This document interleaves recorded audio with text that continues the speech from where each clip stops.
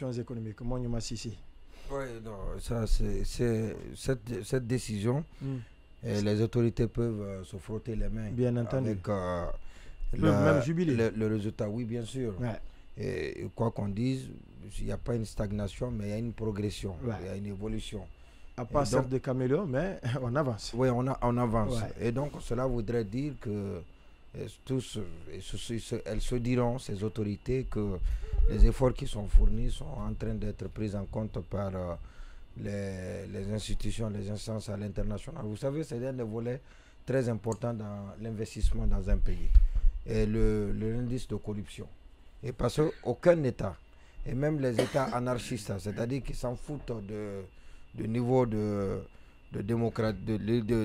respect des libertés, des libertés et des droits de l'homme, mais qui sont convaincus que... Ils sont regardants. Qui sont convaincus que dans un pays corrompu, il est difficile de le développer. D'investir dans un pays corrompu parce que vous risquez votre investissement. Bien entendu. Et donc les autres facteurs qui viennent,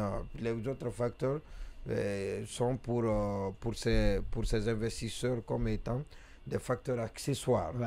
Et donc ça c'est important. Maintenant, à l'interne, il y a des efforts à fournir.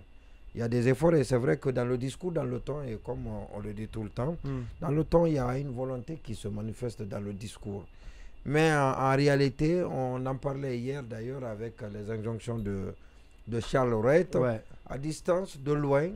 Donc on se dit qu'en Guinée, personne n'est à l'abri.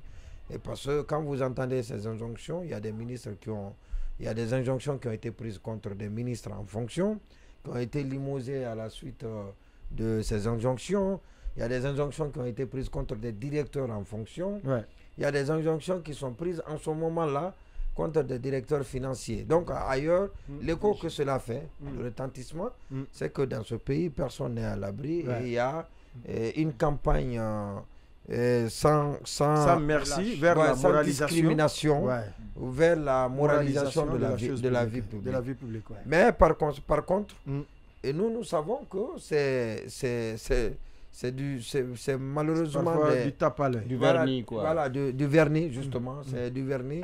Et parce que la plupart, quand nous faisons l'autopsie, le diagnostic de toutes les injonctions qui ont été prises par Charles Wright, vous vous rendrez compte qu'il y a moins de 10% de ces injonctions qui ont abouti à une enquête sérieuse et qui ont été judiciarisées et dont les intéressés, les présumés coupables, ont été reconnus coupables des faits à eux leur reprocher.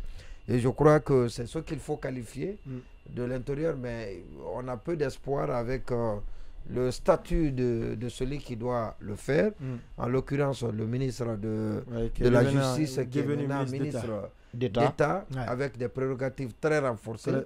Très et quand c'est lui maintenant qui doit être rappelé à l'ordre, à qui on doit dire qu'il faut il faut parfaire sa façon de faire le travail.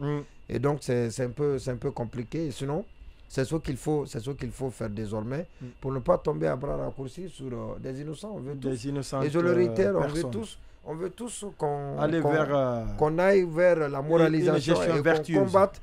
Voilà, justement, que les corrompus ne soient pas laissés libres. Mais de cette façon, c'est un peu compliqué. C'est un peu compliqué.